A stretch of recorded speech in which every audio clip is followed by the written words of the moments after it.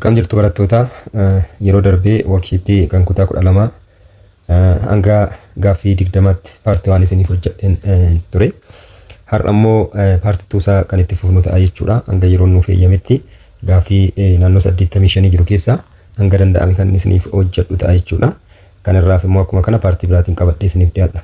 Kanaaf amma dhumaatti na hordofaan affeerraa kootii akkuma yeroo biraarra deddeebi'ee isiniif jedhu kan guddifachuu danda'u kan gara fuulduraatti barattoota jiraniif illee akka fayyadu gochuu danda'u peejii kana yookiin immoo YouTube kana isinidha harka keessan jira. Kanaaf share gochuudhaan warra hin agarre biraan gaa na jajjabeessaa yaada naaf laadhaa like godhaa. Kanaaf akkasiin naaf hordoftaniin barbaada. Gara gaaffii 21ffaatti yeroo deemnu the budget line shows jedhaga. Budget line maal ibsaadha kan inni jechuu barbaade. The amount of products that a consumer is willing to give up to obtain one more unit of product. Ega amount of product A that a consumer is willing to give up to obtain one more unit of product here. Ega opportunity cost isa jennudha ibsa malee budget line kan ibsu miti jechuudha. Baan immoo maal jedha all combinations of two goods that can be purchased given money income and the price of the goods. Egaan kun ta'uu danda'a meetti ilaalleetti deebina sakaanitti ilaalleetu. See all equilibrium points on a difference map. Egaan difference map irra kan jiru equilibrium pointiin hundi maalidha kan jedhu kun hiika biraati tarii yoo akka kana jechuu barbaade ta'e tarii difference map irratti equilibrium pointiin jiru maalidha. Kanaaf income consumption curve yoo ta'e tarii akka kana kan deddeemu ta'uu danda'a yookiin immoo price consumption curve yoo ta'e immoo kan price dhaan wal qabatu ta'a. Kanaaf kunis deebii ta'uu hin danda'u jechuudha. Kanaaf kun x jechuu dandeenya. The all possible combinations of two goods that yield the same level of utility to the consumer. All possible combinations of two goods that yield the same level of utility to the consumer. Jedha inni kun immoo indifference curve dha malee budget line miti jechuudha. Otoo kun budget line nu gaafate ta'e kan indifference curve osoo nu gaafate ta'e deebii isaa daadha taatu ture. Amma garuu budget line maalidha jedheef deebiin keenya kan inni ta'u all possible combinations of two goods that can be purchased given money income and the price of the goods. Kanaaf filannoowwan combination adda addaatiin yookiin immoo wantoota lamaaf binnaa yoo ta'e wantoota lamaan sana filannoo garaagaraatiin ittiin bituu dandeenyu kan nuuf ibsudha jechuudha budget line jechuudha. Kana jechuun maal jechuudha asii budget line keenya asiin good y yoo jenne asiin good x yoo jenne asii budget line keenya yoo kana ta'e kanaaf egaa amma asitti combination tokkoffaan asitti maanni y qofa yookiin yaa qofa fayyadamne x hin fayyadamnu yoo ta'e asitti combination keenya maal ta'a 0 to y ta'a jechuudha. Y immoo asii yookiin 5 yookiin 10 yookiin amma ta'e ta'uu danda'a. Combination tokkoon pointoota kana combination garaagaraa qabu jechuudha. Tokkoon each and every point on this curve ማለት ነው. Kanaaf kun egaa maal ibsa jechuudha. Filannoowwan adda addaa nuyi meeshaalee garaagaraa baajeta qabnu irratti hundoofnee bituu dandeenyudha kan inni ibsa jechuudha. Question number 22. During which phase of the business cycle is the economy producing at maximum possible output and inflationary pressure are evident? Egaa asirratti kan inni gaafachuu barbaade maalidha? Business cycle afurtu jira gaa akkuma beeknu peak kan jennu akkasumas immoo contraction kan jennu akkasumas immoo depression kan jennuu fi expansion kan jennudha jechuudha. Kanaaf business cycle isa kamirratti maximum possible output oomishni olaanaan kan itti oomishamu akkasumas immoo inflationary pressure inflationiin kan itti jira jedhamee yaadamu isa kamitti kan jedhuu fi expansioniin kan ganaa reefu outputiin dabalaa deemuu fi inflationiin dabalaa deemudha. Kanaaf kana ta'uu hin danda'u. True kan jennu immoo depression kan jennudha. Depression jechuun immoo iddootti outputiin baay'ee sadarkaa gadaanaarra ta'uu fi akkasumallee deflationiin itti jirudha jechuudha.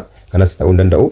Contraction kan jennus immoo itti outputiin yeroo itti hir'achaa deemudha malee dabalaa deemu miti. Kanaaf deebiin keenya baadha ta'a piikii jechuudha. Question number 23. If individuals expect a lower future income, what is the likely effect on their consumption and aggregate demand?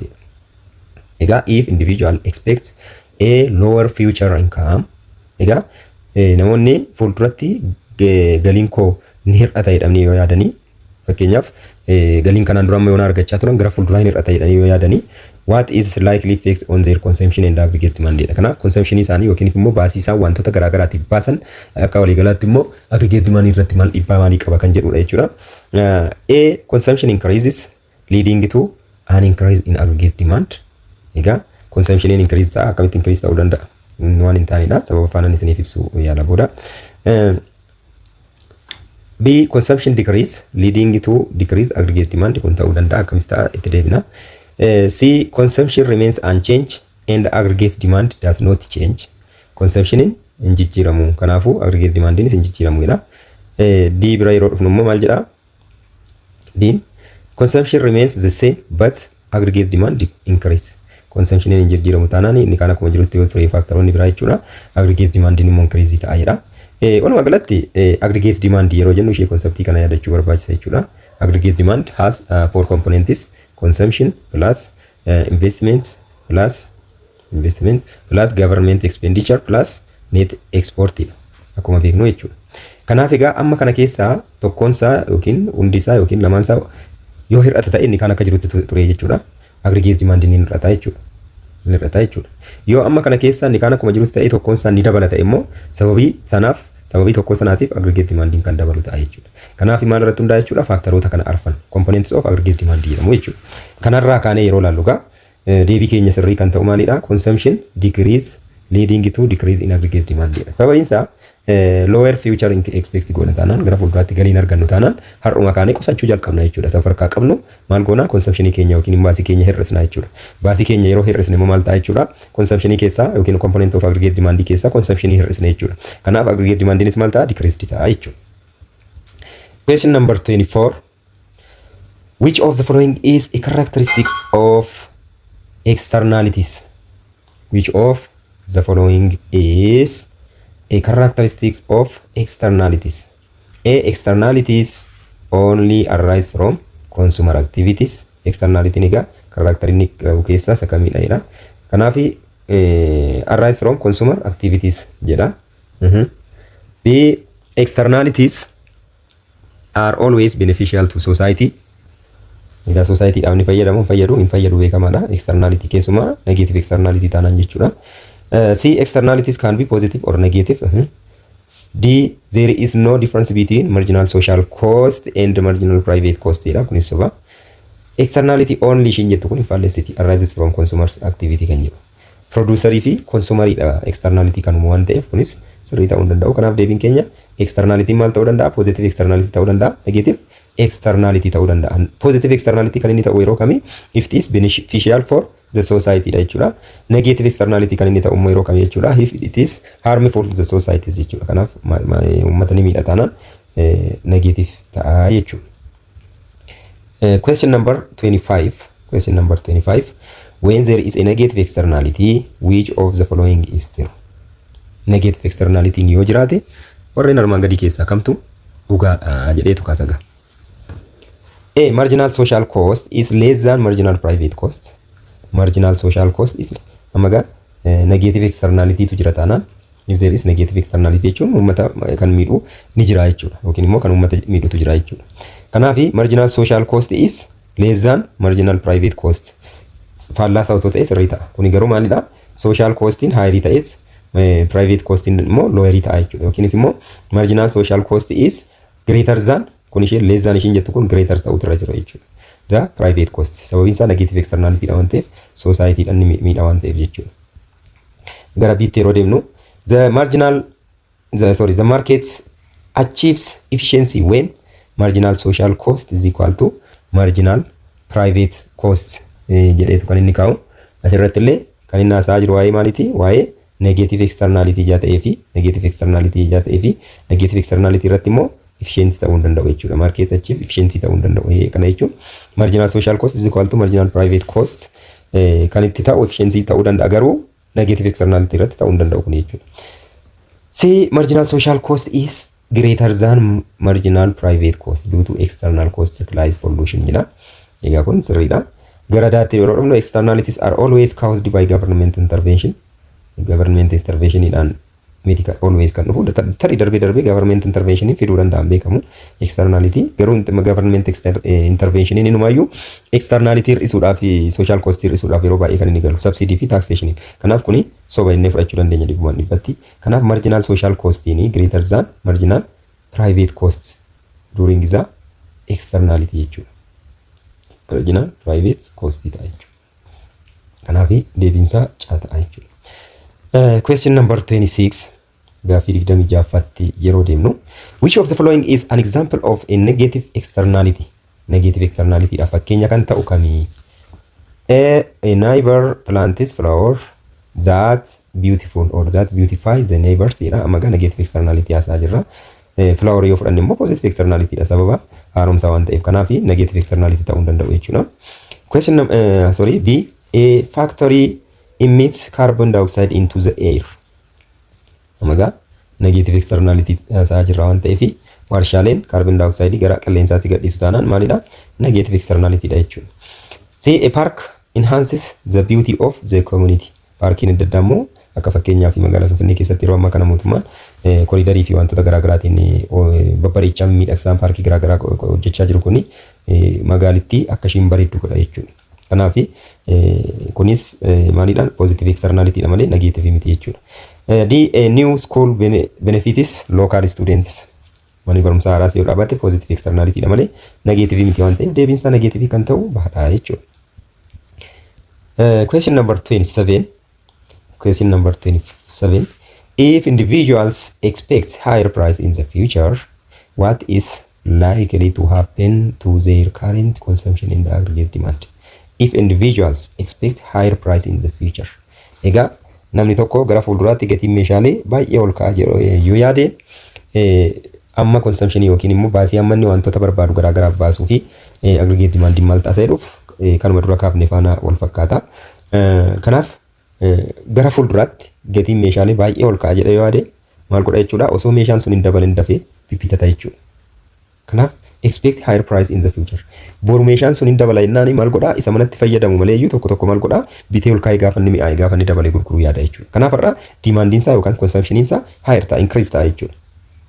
Consumption increase ta'e taanaan immoo this one component of aggregate demand dha jenneerra. Kanaaf consumption dabalee warri kaan akka jiratti itti jiru taanaan investmentiin government expenditure fi net exportiin akka jirutti fufu taanaan maal ta'a jechuudha aggregate demandiin isa akka inni dabalu godha jechuudha. Kanaaf deebii keenya arma irratti argachuu dandeenya. Kanaan ala consumption decrease kan inni jedhu soba consumption remains unchanged ta'uu danda'u consumption decrease but aggregate demand increase kunis ta'uu danda'u jechuudha. Kanaaf konseptii duraan isin ibse aggregate demand is equal to consumption plus investment plus government expenditure plus net export. Kana keessa warra kana keessaa tokko yookiin dabalaan yookiin lachuu yookiin sadanuu yookiin arfanuu dabalaan aggregate demand ni dabala. Laakiin immoo ta'uu baatee warri kaan akka jiranitti itti fufanii tokko qofri dabalaanis aggregate demand ni dabala jechuudha. Isaan kan akka jiranitti itti fufanii kun immoo hir'annaanis aggregate demand namuma kun hir'ateen hir'ata jechuudha. Kanaaf deebiin keenya A ta'ee jechuudha. Question number 28.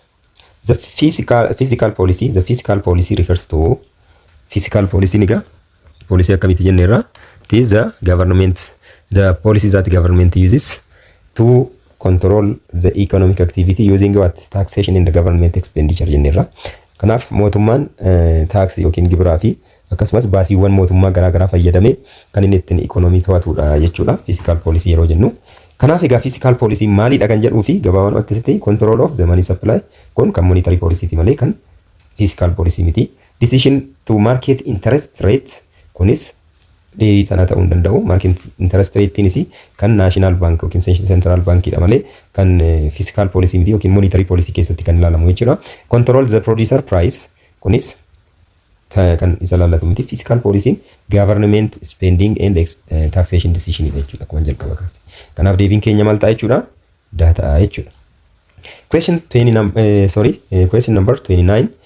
Decreasing in the value of currency as measured by the amount of foreign currency it can buy. Decreasing in the value of currency as measured by the amount of currency it can buy is A. Exchange rate, B. Appreciation, C. Depreciation, D. Money supply. Kanaaf egaa A decreasing in the value of currency as measured by the amount of foreign currency it can buy. Yeroo jedhu maal ta'a jechuudha? Appreciation dha jechuudha. Kana jechuun maal jechuudha? Fakkeenyaaf qarshiin Itoophiyaa har'a qarshii naannoo 130-140 gabaa ammarra jiru kanarratti kan doolara tokko jijjiiru yoo sun hir'ateera ta'e yoo sun gadi hir'ate fakkeenyaaf 100 yookiin 80 yookiin 60tti gadi galeera ta'e doolara tokko kan ittiin jijjiiru doolara tokko $1 kan Itoophiyaa birriitiin fakkeenyaaf gara 130 irraa gara fakkeenyaaf 80tti yookiin sanuma gadi 130 gaditti jijjiirameera taanaan kan inni ibsu maalidha jechuudha? Appreciation jira jechuudha. Yookiin immoo Itoophiyaa birriin maal ta'eera? Appreciated ta'eera jechuudha. Sababiin isaa kan dura doolarri tokko 130tti jijjiiramu har'a meeqatti gadi bu'ee 80tti gadi bu'ee waan ta'eef jechuudha. Kanaaf appreciation osoo immoo ol dabaleera ta'e osoo ol dabaleera ta'e maal ta'a? Osoo 130 kan ta'e 150 ta'e doolarri tokko qarshii Itoophiyaatti Itoophiyaan birrii jechuu dandeenya kana ETB jechuu dandeenya. ETB birriitti Itoophiyaa birriitti kanatti 150tti yoo geeddarame immoo maal ta'a jechuudha? Itoophiyaa birrii is depreciated ta'a ture jechuudha. Kanaaf amma garuu deebiin keenya kan inni ta'u maanni akkaataa kanaan appreciation kan jedhu ta'a jechuudha. Gaaffii 30ffaa yeroo laallu a depreciation of the Ethiopian birr against to American dollar will be a rise the dollar price of Ethiopian birr namaga dollar qarshii yookiin doolara baay'eedhaan meeshaalee guddaa Itoophiyaa binnaa kan jedhu lakkii soba. B lower the dollar price of American dollar ammallee lower the dollar price waan asittis doolaruma jedha asittis doolaruma jedhe kanaaf sirrii miti. Gara daatti yeroo dhufnu lower the birr price of Ethiopian goods kan jedhuu fi Itoophiyaan goods bituudhaaf birr pricein mana jijjiiraman fidu. Garuu asirratti kan Ameerikaa faana compare gochaa jira waan ta'eef jechuudha. Caabira yeroo dhaqne garuu rise the birr price of American good. Kana jechuun qarshii Itoophiyaa baay'eetu meeshaa Ameerikaa tokko bita jechuudha. Kanaaf isa kanadha kan inni ta'u caarra kan jiru jechuudha. Itoophiyaan birrii gatii dhabeera taanaan depreciate ta'e taanaan qarshii baay'ee kan Itoophiyaa baay'ee walitti finnee doolara tokkotti jijjiirra waan ta'eef kanaaf qarshii Itoophiyaa baay'eedhaan meeshaa Ameerikaa xiqqaa tokko waan doolara xiqqaatti lakkaa'amu binna jechuudha. Kanaaf deebiinsaa caadha jennee bira darbuu dandeenya jechuudha. Question number 31. If the level of consumption, investment and government purchase for all, if the level of consumption, investment and government purchase. Maga maaltu hir'ate jechuudha? Consumption, investment and government purchasing components of aggregate demand keessaa jechuudha. Warri kun hunduu yoo fall godhan yoo hir'atanii aggregate demand curve shifts to jedhaga. Maga components of aggregate demand consumption, investment, government expenditure and net export dha jenneerra. Kanaaf kan hin hir'anne net export qofa jechuudha. Kan akka jiranitti hir'ataniiru jechuudha. Hir'ate jechuun immoo aggregate demandinis kallattumaan hir'ate jechuudha. Sababiin isaa component of aggregate demand dha jirri kun waan ta'aniif jechuudha. Kana jechuun immoo shift kan godhu immoo yoo hir'ate gara kamitti kan inni shift godhu aggregate demanding comprise level yoo ta'e kun quantity yookiin immoo GDP yoo ta'e asirratti aggregate demanding keenya akkas yoo ta'e downward sloping dha waan ta'eef jechuudha. Kanaaf downward sloping kan ta'e kuni yoo dabale gara kamitti shift godha? Rightward shift godha. Gara kanatti kan inni shift godhu. Amma garuu shift to left jechuun maal jechuudha? Left gara gadiitti kana jechuun ni hir'ate jechuudha. Kanaaf ni hir'ate waan ta'eef gara kanatti shift godhe jechuudha. Kanaaf asirratti shift kan inni godhu gara kamitti kan jedhuu fi yeroo hir'ate gara inni shift godhu kamitti jechuudha? Gara leftitti jechuudha. Question number 32. Which are not the major instruments of expansionary monetary policy? Expansionary monetary policy yeroo jennu maal jechuudha? Expand gochuudhaaf economy contract ta'e yookiin immoo economy dadhabe maal gochuudhaaf akka inni revive godhu akka inni expand ta'u akka inni deebi'ee guddatu yookiin immoo economy'n sun deebi'ee oomishaaf oomishtummaan isaa dabalu hojii carraan hojii akka bal'atu hojii dhabdummaan akka hir'atu kana gochuudhaaf kan fayyadamnaadha monetary policy ta'e expansionary monetary policy isa kamidha? Reducing discount rate. Discount rate jechuun interest rate jechuudha. Kana jechuun maal jechuudha? Interest rate reduce goone taanaanii karaa biraatiin maal inni carraa liqii baankii irraa investoroonni garaagaraa liqeeffatanii boroo godhanii fayyadamu maal ta'eera jechuudha? Borrowing maal akka ta'u ta'eera jechuudha? Akka dabalu ta'eera jechuudha. Sababiin isaa dhalli irraa salphamnaan baay'ee liqeeffatanii baay'ee invest godhu jechuudha. Kanaaf investmentiin akka maal ta'u godha jechuudha? Akka dabalu godha jechuudha. Investmentiin dabala jechuun immoo one of component of aggregate demand dha waan ta'eef aggregate demand akka dabalu godha jechuudha. Kanaaf inni kun kallattumaan ta'uu danda'a. Increasing the reserve requirement ratio kan jedhu immoo reserve requirement ratio yeroo jennu maalidha? Baankonni garaagaraa kan akka Awaash fa'aa, kan akka Oromiyaa International Bank, Cooperative, Daashin, Absiiniyaa warri kun naashinaal baankiitti birrii kaan qabu, riizarvii kaan qabu. Kaapitaala isaanii irratti hundaa'ee parsentii 10 ta'uu danda'a, parsentii 15 ta'uu danda'a, 20-25 ta'uu danda'a. Inni kuni maal irratti hundaa'a? Haala ikoonomichi keessa jiru irratti hundaa'a. Birrii baay'ee ikonomii keessatti barbaachisa yoo ta'e, ikonomii sana injekti gochuu yookiin birrii baay'eetti dhangalaasuu fi ikonomii akka babal'atu gochuuf yoo yaadame maal ta'a? Reserve requirement ratio kuni ni hir'ata jechuudha. Yookiin parsentii 10 qofa godhameetu inni irraa hafe maal ta'a? Parsentiin 90 liqiidhaaf akka ooluu fi ikonomiin akka ittiin babal'atu ta'a jechuudha. Yoommoo ikonomii keessa birriin baay'atee infleeshiniin sadarkaa olaanaa ta'e qarshii ikonomii keessa hir'isuu barbaachisa immoo kana hanga parsentii 25tti ol dabalu jechuudha. Kana jechuun parsentiin 25 qabameetu naashinaal baankii tura. Parsentii 75 sana qofa kan isaanii investeroota garaagaraatiif liqeessan jechuudha. Yeroo sana maal ta'a jechuudha? Ikonomii keessa birriin socho'u hir'achaa deema jechuudha. Xiqqaata jechuudha. Kanaaf inkiriiz osoo hin taane dikiriiz gochuudha kan irraa eegamu jechuudha. Yeroo kam? Yeroo ekspaandii gochuu barbaachisa. Gara sitti yeroo dhufnu buying securities jechuu barbaadeeti siruu open market operation jechuu dandeenya jechuudha. Kanaaf egaa buying security yeroo jennu maal jechuudha? Boondii adda addaa fakkeenyaaf kanaan dura gurgureera yoo ta'e mootummaan gurgurennaa jennu maal jechuudha? Saartifikeetii kennee birrii harkaa fudhatee jechuudha. Kanaaf saartifikeetii kennee yeroo seel godhe jechuun kana jechuudha. Saartifikeetii yookiin immoo boondii isa jennu kenneetu qarshii sassaabee ture ikonomii keessaa jechuudha. Kanaaf mootummaan amma maal godha jechuudha? Yeroo expansionary monetary policy fayyadamuu barbaade maal gochuu qaba? Seel gochuu qaba yookiin immoo baay'ee gochuu qaba jechuudha.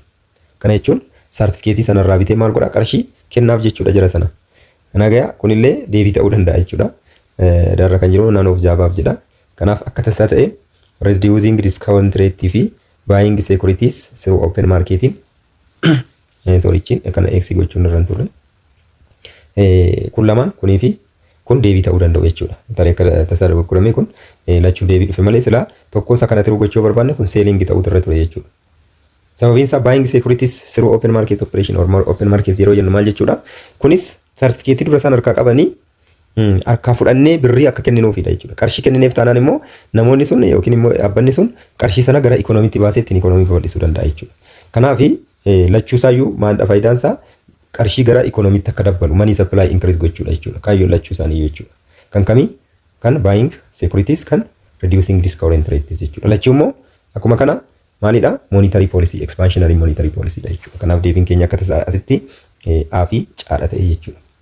A fi caa ta'e jechuudha. Kanaaf ishee kana kanatti sirreessuun gaariidha jechuudha. Eeshi. Question number 33. Question number 33. Which of the following is not characteristic of externalities? Which of the following is not characteristics of externalities? A.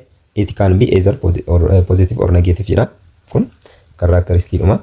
B. It can generate by consumer or producers sirriidha. C. It can only generated by consumers sirrii miti.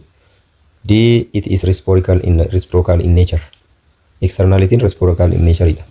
Akkamitti yoo jenne asuma radaarra kaanee yoo ibsine fakkeenyaaf namni tokko yoo sigaara xuuxa ta'e sigaarri inni xuuxu suni yookiin immoo aarsu suni nama naannoo isaa jiru discomfort godha yookiin comfort isaa dho discomfort godha yookiin immoo itti toluu dhiisuu danda'a. Itti toluu dhiisuu danda'a yeroo jennu immoo maal jechuu keenya yookiin foolii isaa jaalachuu dhiisuu danda'a isarraan darbee immoo rakkoolee garaagaraa argamsuutti fiduu danda'a. Kun negative externality inni isa xuuxurraa isa biraatti darbuudha. Inni immoo foolii sana immoo fooliin sun itti dhufe immoo nama sana ilaalcha gaarii hin qabaatu. Kanaaf walitti dhufeenya namni sun innis fooliin kun itti dhufe sana faana qabaatu sirrii miti. Ilaalcha inni qabaatuuf sirrii miti. Kanaaf amala badaa akka nama qabuutiin akka nama gaarii hin taanetti baalagee yookiin wantoota garaagaraa jedhee nama asuusanyaa yookiin araada qabdu jedhee akka kanatti uumuu danda'a jechuudha. Kanaaf ilaalcha gaarii hin qabaatu. Reciprocal yeroo jennu egaa gamni lachuu waan sirrii waliif yaadu yookiin hin qabaatu jennee fudhachuu dandeenya jechuudha. Kanaaf akkasitti ilaaluu dandeenya. Kanaaf caan nan jedhinootti jennee fudhachuu dandeenya. Question number 34. Which banks have responsibilities of issue currency in a country? Egaa qarshii kan mirkaneessu yookiin immoo oomishuu kan danda'u kamidha kan jedhudha. Asitti egaa DBE jedha.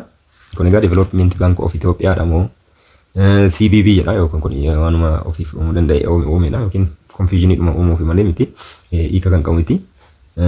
Kun immoo Commercial Bank of Ethiopia dha. Isas miti. National Bank of Ethiopia laallata jechuudha filattu. Kanaaf waa'ee qarshii haaraa maxxansiisuu hordofuu ikonoomii keessa qarshii socho'u kan to'atu National Bank of Ethiopia yookiin Biiraawi Baankii isa jennu sana jechuudha. Question number 35. Which approach is used to calculate GDP by summing up personal consumption? Egaa personal consumption or C gross private investment or E government purchase of goods and services or G net exports. Kanaaf egaa warra jiran keessaa kamii kan jedhuu fi product approaches miti, income approaches miti, distributionis miti, expenditure approach dha ta'a jechuudha. Expenditure approach jechuu dandeenya. Kanaaf deebiinsaa kana ta'a jechuudha. Question number 36. Question number 36. The primary use of national income accounting is to A. Determine whether there is a fair and equitable distribution of income in an economy in a year. Egaa primary use of national income accounting. National income accounting faayidaan isaa ni jalqaba maali kan jedhuuf egaa fair or equitable distribution of income in economy kan jedhuuf sallaallatu. B. Assess the economic efficiency of specific industries in an economy in a year. Kanallee waan isa laallatu hin qabu jechuudha. Baallee ta'uu hin danda'u jechuudha. C. Present yearly data that can be understood and only accountant isas ta'uu hin danda'u. D. Measure the value of goods and services produced in an economy in year. Kanaaf egaa gatii meeshaalee fi tajaajiloota garaagaraa waggaa sana keessatti yookiin baajetii yerii sana keessatti oomishaan meeshar gochuudha jechuudha ga'een isaan guddaan. Kanaaf national accountingin kana jechuudha faayidaansa. Question number 37. Among the following one is not national income accounting practice is good for an economy. A. To observe short run trend of the economy. B. It enables us to know the level of output of an economy. C. It makes cross-country comparison easier. D. It can be used as evidence in policy making. Egaa as keessatti kan national income accounting in taane kamidha kan jedhamu. Kanaaf to observe short run trend of economy kan jedhu sobaadha jechuudha. Short run miti jechuudha. Enables us to know the level of output of an economy sirriidha. It makes cross-country comparison easier sirriidha. It can be used as evidence in policy making sirriidha jechuudha. Question number 38. Which of the following is true? Egaa kamtu dhugaadha isa jedhu kana sirraa laallaa jirru. A. Net factor income is equal to GNP plus GDP. B.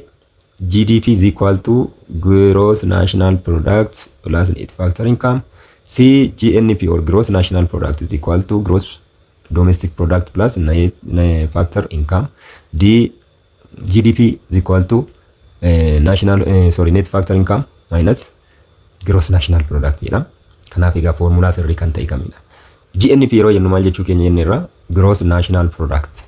It is the value or the market value of goods and services produced by the citizens or nations irrespective of geographical location. Jennee ibsina. Kana jechuun lammiin biyya tokkoo iddoo jiru hundatti qabeenya inni barsana horate yookiin oomishaa fi tajaajila inni barsanatti kenne kan inni lakkaa'amuuf biyya isaatiif jechuudha. Kanaaf gross national product jenna. Yeroo kana jennu gamal jechuudha. GDP yeroo jennu gross domestic products oomisha biyya keessatti oomishame. Gross domestic product yeroo jennu maalidha? It is the market value of final goods and services produced within a given geographical location which cannot depend on what citizens jechuudha. Kanaaf abbaan fe'ee yoo ta'e abbaa fe'ee naa oomishamu biyya tokko keessatti kan oomishame jechuudha. Kanaaf egaa deebiin keenya caadha ta'a. Caa kan ta'uuf maaliif jennee fudhanne caa kan inni ta'uufi asitti GDP plus net factor income yeroo jennu immoo the income to abroad minus the income from abroad ta'a jechuudha net factor income.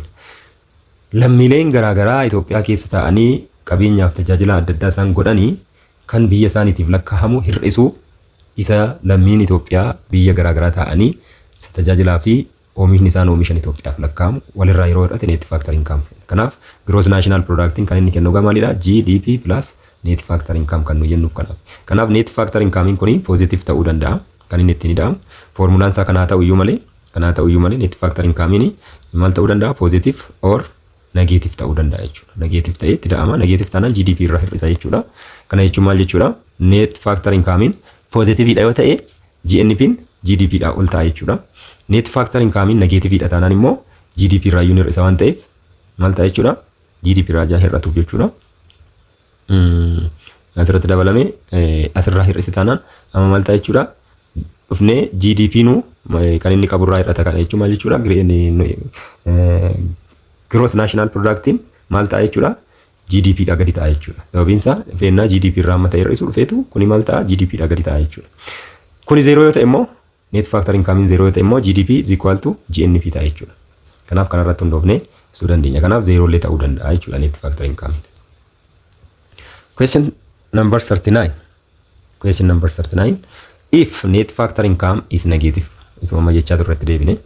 Net factor income negative ta'e taanaani GNP is equal to GDP minus net factor income. Sorry. Income yoo ta'e maal ta'e jechuudha? Kun iyyuu GDP ni hir'ate jechuudha amma ta'e. Kanaaf fakkeenyaaf kuni doolara dhibbaan negative ta'e yoo ta'e asirraa dura 1000 yoo ta'e fakkeenyaaf xiqqeessinee fudhannu asirraa 1000 hir'isne jechuun GNP meeqa ta'e jechuudha? 900 ta'e jechuudha. Kana jechuun GDP dura 1000 ture 1000 irraayyuu dhibbi hir'ate. Kanaaf GNP keenya meeqa ta'e? 900 ta'e jechuudha. Kana jechuun maal jechuudha? Isa 900 caalaa GDP asitti 1000 jenne irraa greater than GNP greater than GNP kana jechuun maal jechuudha? GNP yeroo jennu isheen kun 900 waan taateef jechuudha. 900. Kanaaf egaa maal ta'e jechuudha? Asitti GDP ni GNP caalaa jechuudha. Kanaaf egaa gross domestic product is greater than gross national product jalqaba irratti argamne jechuudha. Kanaaf gabaabumatti isa kan bira dhaquun barbaachisu jechuudha. Question number 14. The income earned by Chinese working in Ethiopia is egaa galii lammiileen China Itoophiyaa keessa jiru argatanii A part of Ethiopian GNP ta'u B part of China's GDP ish deebina C part of Ethiopia's GDP D part of China's income to abroad. Part of Ethiopia GNP ta'uu hin danda'u. Kanaaf kan inni ta'u maalidha? Part of Ethiopia GDP ta'uu danda'a. Maaliif? GDP taanaan maal ta'a inni irraa geographical location irratti hundaa'a. Itoophiyaa keessatti kan abbaa barbaadeen oomishame China naa ta'u Itoophiyaa naa ta'u abbaa barbaadeen oomishame GDP keessatti ni lakkaa'ama jechuudha. Kanaaf part of Ethiopia GDP ta'uu danda'a. Garuu osoo inni diirra jiru kun part of China's GDP hin ta'u kun amma part of China's GNP osoo ta'eera ta'e baanis ta'uu danda'a ture. Sababiin isaa gross national product Chinaan kan biyya alaarraa income ishee argatte inni yaadna waan ta'eef amma garuu ta'uu hin danda'u. Yookiin immoo isa kana part of China's income to abroad inni jedhu hafee from abroad osoo jedheera ta'e kunis ni ta'aa ture. Kanaaf garuu to abroad jechuun maal jechuudha? Gara alaatti jechuudha. Ala osoo hin taane immoo Itoophiyaa irraa gara Chinaatti iyyuu kan ta'uun irra jiraatu jechuudha. Kanaaf innis hin ta'u deebiin keenya caadha ta'a jechuudha 40ffaan. Question number 41. Question number 41. Sorry. Question number 41. If an individual's wealth increase, what happens to consumption and aggregate demand? If an individual wealth egaa qabeenyi nama dhuunfaa tokko osoo dabaleera ta'e consumption fi aggregate demand maal ta'a? Namni egaa maalidha inni irraa consumption isaa dabalaa income isaa dabalaa deemu wealth hanga wealth irraa deemu consumption isaa dabalaa deemu. Kanaaf fakkeenya gabaabaa tokko qofa isiniif kennee bira darba. Fakkeenyaaf namni tokko namni miila duwwaa deemu tokkoo fi namni kophee qabu tokko baasiin isaa wal qixa miti. Namni kophee fakkeenyaaf qodaa qabu tokko maal ta'a qalamii dibsiisuu danda'a. Guyyaa 3 haa ta'u 4 haa ta'u 7 haa ta'u whatever it is. Namni miila duwwaa deemu immoo baasiin qabu jechuudha. Bal'isnee ol kaasnee ilaalle immoo namni miilaan deemu tokkoo fi namni konkolaataan deemu baasiin isaa wal qixa ta'u. Inni konkolaataadhaan deemu yoo xiqqaate bakki konkolaataan sun yeroo dabalaa ishee hojjechuudha achiisuudhaaf baasii dabalataa baasaa konsumshiniin isaanii dabala. Guyyaa guyyaatti immoo nadaajii fayyadameetu kan inni konkolaataa sana sochoosu. Kanaaf konsumshiniin isaa maal ta'a jechuudha. Kanaaf qabeenya amma dabalaa deemu maal ta'a jechuudha. Konsumshiniin isaa dabalaa deema aggregate demandiinis dabalaa deema jechuudha. Kanaaf barra kan jiru consumption increase leading to an increase in aggregate demand kan jedhu sirrii ta'a jechuudha. Question number 42. When the expenditure approach is used to measure GDP, the major components of GDP are. Egas mandura sini kaasedha expenditure approach ni maalidha inni irraa GDP measure godha inni irraa componentiin isaa warra kamidha? Warra kana miti dura sini ibsira waan ta'eef kanas miti consumption, investment, government purchase or expenditure jechuu dandeenya. Net exports kanaaf kanatu deebii sirrii ta'a jechuudha. Question number 43, which one of the following is not a major or common problem of measurement of GDP jedha. Kanaaf common problem of measurement of GDP A double counting jedha. Double counting egaa akkuma beekamu rakkoolee jiran keessaa isa tokkodha. Common problems of GDP jennee warra fudhannu keessaa jechuudha. Kanaaf double counting yeroo jennu maal jechuu keenya wanta tokko irra deddeebinee yeroo tokko fi isaa ol safarra yookiin lakkoofna yoo ta'e double counting fida jechuudha. Fakkeenyaaf meeshaa waggaa lamaan kana gurguramee ture yeroo sana GDP yeroo sana irratti galmaa'eera. Baranas deebisnee galmeessina yoo ta'e maal ta'uu danda'a double counting ta'uu danda'a. Yookiin immoo meeshaalee oomishamaa jiran yookiin mi'a dheedhii irra jiru yeroo inni jalqaba production jalqaba darbee isa kan biraatti innaa darbuuf jiru yoo galmeessine ta'e final irratti yeroo ga'u galmeessina yoo ta'e double counting fida jechuudha. Kan biraa a large formal sector rakkoo ta'uu hin danda'u. Informal dha malee kan rakkoo ta'u. Formal immoo eeyyama sochuu baafatee kan socho'u waan ta'eef gaaliin isaa baasiin isaa ni beekama jechuudha. Sorry. Question C non-productive transactions. Non-productive transaction immoo silayyuu service yookiin immoo wantoota garaagaraatiin ilaaluu dandeenya waan ta'eef kun maal ta'uu danda'a jechuudha. Asirratti safaruuf nu rakkisa yookiin immoo measure gochuudhaaf nu rakkisa jechuudha. Kanaaf innis ta'uu danda'a quality of changes jijjiiramoota yeroo irratti quality adda addaa irratti jijjiiramu inni kunis maal ta'uu danda'a major or common problem of measurement of GDP ta'uu danda'a. Kanaaf deebii sirrii kan hin taane not major kan jedhu waan ta'eef deebiin sirrii kan hin taanes keessaa B'dha jechuudha. Kanaan ala kanaafan common problem of measurement of GDP ta'uu danda'u jechuudha. Question number 44. Which of the following is true about the difference between nominal GDP and real GDP? Egaa nominal GDP fi real GDP ilaalchisee kamtu sirriidha tiruudha jedheetu kan inni ibsu. Nominal GDP is based on the current price while real GDP based on the current population jedha sirrii miti. Waa'ee population miti qalachuun isaanii kan ilaalani. Kanaaf een sirrii miti jechuudha. B nominal GDP is computed on the basis of current price. Nominal GDP current price irratti kun nama wal gaafachiisu waan gaafachiisu qabu. Real GDP is computed on the basis of constant price or the base year price. Kanaaf kun deebii ta'uu danda'a. C nominal GDP is based on constant price while real GDP is based on constant population. Population miti waan ta'eef kanaaf deebiin keenya warri kun nominal GDP is computed on the basis of constant price false. Kun immoo bakka wal jala dabarsidha jechuudha. Kanaaf sirrii miti. Question number 45. Dash shows the amount of gross domestic product GDP per person. A per capita GDP. B disposable personal income. C net interest. D corporate profits. Jedha. Egaa per jedhee kaa'irannu the amount gross product GDP per person yeroo jennu per capital GDP kan jennudha. Per capital GDP yeroo jennu maal jechuudha? Per capital GDP yeroo jennu maal jechuu keenya? GDP per capita income, per capita GDP is equal to GDP over number of population ta'a jechuudha. Population kanaaf deebiin keenya irra kan jiru ta'a jechuudha. Kana ta'a jechuudha.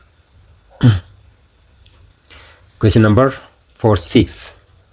The minimum consumption that a household needs to survive at zero income is the minimum consumption that a household needs to survive at zero price is. Egaa namni tokko galiin qabu yoo ta'e jiraachuun dirqama, survive gochuun dirqama isaati. Isa sanaaf immoo consumptioniin akkasii maal jenna? A induced autonomous consumption, B disposable income, C induced consumption, D saving dha. Egaa autonomous consumption kan jennudha. Autonomous consumption yeroo jennu consumption with zero price. Namni tokko osoo galiin qabaatin kan inni consume godhu jechuudha. Kana jechuun maal jechuudha? Namni tokko yoo galiin qabu ta'e, yoo mindaan qabu yoo ta'e, waan tokko hin argatu yoo ta'e, yoo xiqqaate nyaata nyaateetu kan inni jiraatu. Galiin qabu jedhamee namni nyaata malee jiraatu hin jiru waan ta'eef, uffannaa malee namni jiraatu hin jiru waan ta'eef, wantoota tokko baasii qabaachuu danda'a. Kana waan hundayyuu galii qabaachuu baatullee malee hin godha jechuudha. Kun immoo maalirraa ka'eetu? Yookiin deeggarsa namaatiin ta'uu danda'a, yookiin qabeenya dura qabu wayii gurguree ta'uu danda'a, yookiin kan kaleessa kuufateen ta'uu danda'a. Har'atti garuu inkaamiin qabu kana garuu immoo ni jiraata. Kun immoo autonomous consumption jedhama. It is independent of what? The person's income or disposable income jechuudha. Disposable income yeroo jennu maal jechuudha? The take home money isa jennu sanadha jechuudha. Yookiin immoo income from which when after the tax is deducted jechuudha. Namni tokko mindaan isaa 10,000 jedhamee yaadame isarraa taaksiin citee yookiin gibira citee kan harkatti hafu jechuudha. Disposable income kan jennu. Induced consumption kan jennu maalidha? Consumption which depends on income. Kan galii argannurraa nuyi fayyadamnu yookiin baasii nuyi baasnu jechuudha. Saving immoo qusannaadha jechuudha. Question number 47. Which of the following is false about determinants of consumption? Why determinants of consumption yookiin consumption determine kan godhan keessaa sobni kamii jedhaga? A. An increase in income results in an increase of consumption expenditure jedha. Egaa an increase in income results in an increase in consumption expenditure. Kana jechuun egaa maal jechuudha? Galiin keenya yeroo dabalu akkasuma immoo baasiin keenya ni dabalaidha. Kanaaf kun soban qabu dhugaadha. If price and income are expected to rise in the future, income is price is lachuu wal duukaa dabala jechuudha. Present consumption will decrease. Price is rise godha taanaan gara fuulduraatti gatii meeshaalee ni dabala taanaan consumption keenya har'aas ni dabala. Sababiin isaa borunnaa meeshaan sun dabali binna osoo hin taane har'a osoo meeshaan sun hin dabalin dafni baay'ee binna waan ta'eef. Income keenyas immoo boruun dabala jennee yoo yaadne namni tokko fakkeenyaaf yoo qarshii eeggatu qabaate ay qarshiin dhufu wayii jiraas ta'e hangasitti qarshii amma naaf kennee yeroo dhufensiif deebisaadha. Kana jechuun har'atti fayyadamaa jechuudha consumption isaa dabalee jechuudha dursee. Ganaa osoo qarshiin sun hin dabalin gara fuulduraatti kan dabalu yookiin dhufuuf jechuudha. Kanaaf lachuu isaanii wal duukaa immoo yeroo ta'u maal godhu increase godhu malee decreasing godhan jechuudha. Kanaaf foolsii kan taasise kanadha jechuudha. See a higher level of direct tax decreases in consumption expenditure. A higher level of direct taxing dabaluun isaa maal fida jechuudha? It decreases in consumption expenditure. Kun gaaffii hin qabu. Namni tokko isa qaburraa gibira baay'ee itti dhufee baay'ee kaffala taanaan kan silaa duratti fayyadamuuf ture sana kaffala waan ta'eef consumption isaa yookiin immoo kan inni wantoota garaagaraa baasu ni hir'ata jalaa jechuudha. Dean increase in the rate of interest leads to a reduction of consumption jedha. Akkasuma egaa dhalli baankii hin dabala taanaan namni tokko amman qarshii kana balleessu maaf achi taa'ee dhala sana irraa fayyadamne kan jedhu yaada waan ta'eef kanarra fayyadamu kana ofirraa hir'iseetu siif godha jechuudha. Qusadha jechuudha. Kanaaf inni kun sirriidha jechuudha. Kan hunduu sirriidha garuu bii qofatu sirrii miti jechuudha.